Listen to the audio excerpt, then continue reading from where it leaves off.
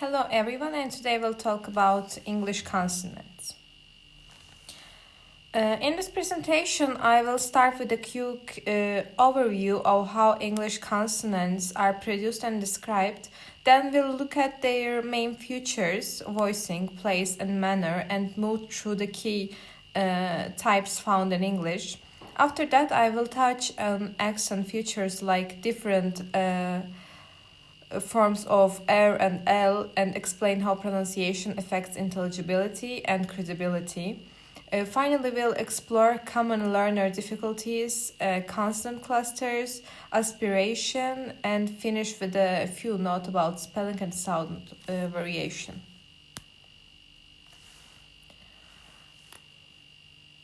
This week we move from vowels in consonants. Unlike vowels, consonants are defined by an interruption or shaping of the outgoing airstream. We'll use a simple framework, whether the vocal cords vibrate, where in the mouth the sound is formed, and how the airflow is narrowed or stopped. I will also show how these features appear in a compact consonant chart and why some consonants matter more for being understood. By the end, you will know which sounds to prioritize and how accent variation fits into intelligibility, credibility, and identity. How speech sounds are produced. Every sound begins with breath. Air travels up through the windpipe and out with the mouth or nose. Consonants happen when we briefly block, narrow, or redirect that airflow, actually. To describe any consonant, ask three questions. Do the vocal cords vibrate? Where in the mouth is the sound made? And how is the air blocked or released? Keeping these three questions in mind will make the entire consonant system easy to navigate. Voicing vibrates or not. Voicing is the simplest test. Place your fingers on your throat and say a long s, then a long z. The second one buzzes because the vocal cords vibrate. Many English pairs differ only by voicing, and that difference can carry meaning. Consonant charts often place the voiceless version on the left and the voiced partner on the right. You should keep in mind that vowels naturally involve voicing, so their contrast comes from tongue and lip position rather than the vibration. Place of articulation, where in the mouth. To locate a sound, map it to an area, lips and teeth at the front, the ridge behind the teeth, the hard and soft palate, and even the space at the vocal cords. The tongue is the star actor with the tip, front, and back each taken rows. When you see a consonant grid, the columns move from the front of the mouth toward the backward. This gives you a mental picture of where each sound lives. Actually, you can say that. Manner of articulation, how air moves. Manner asks how the airflow is shaped. Plosives stop the air and then release it. Fractways create friction in a narrow passage. Affricates combine a stop and a hiss. Nasals route air through the nose, and approximates hardly obstruct the air at all. This second dimension of the grid, its rows, lets us classify sounds quickly without memorizing long lists. English plosives and common variations. Stops are the cleanest to hear. You build air pressure and pop it. In American English, the T between vowels can become a quick tap, so better sounds softer. Some accents replace that mid-word stop with a catch in the throat, called a glottal stop, actually. These variations are natural in World Englishes those standard references may not list all of them as feature of the standard accent.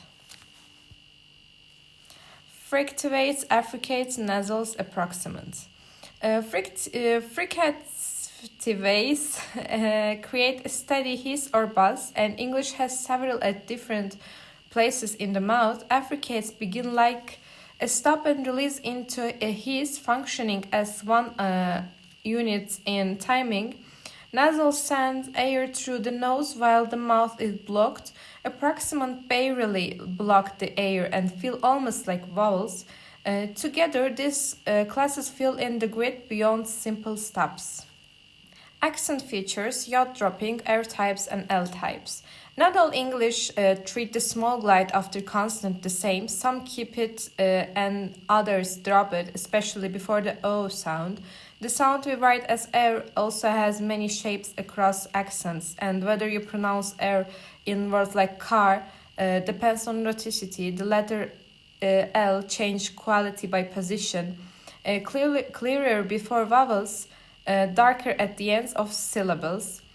These patterns affect how we sound but do not always reduce clarity actually. Intelligibility, what research suggests.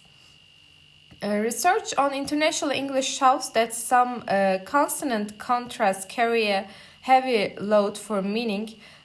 Confusion can come from meaning V and W replacing th, dropping final consonants, or simplifying clusters.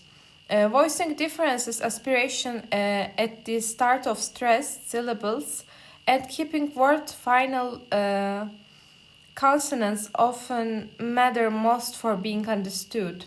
Other differences mainly signal identity and accent rather than reducing comprehension. Typical difficulties by first language. Patterns of substitution are predictable. For example, th is rare globally and often replaced. L and R can overlap depending on the language, and V and W may be merged or produced without rounding. Several languages avoid complex clusters or final consonants and may add a helping vowel or drop a consonant. Recognizing which patterns match your background lets you focus practice where it matters most for intelligibility.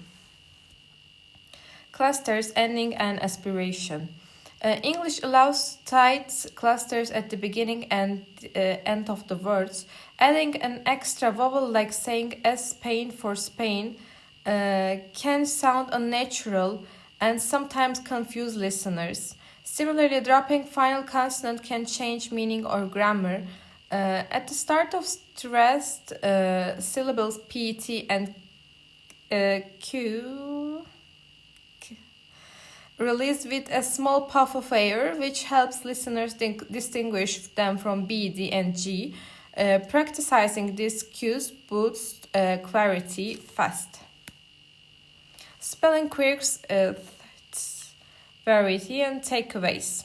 English spelling reflects history more than sound. Some letters were once pronounced or added for precision, later went silent.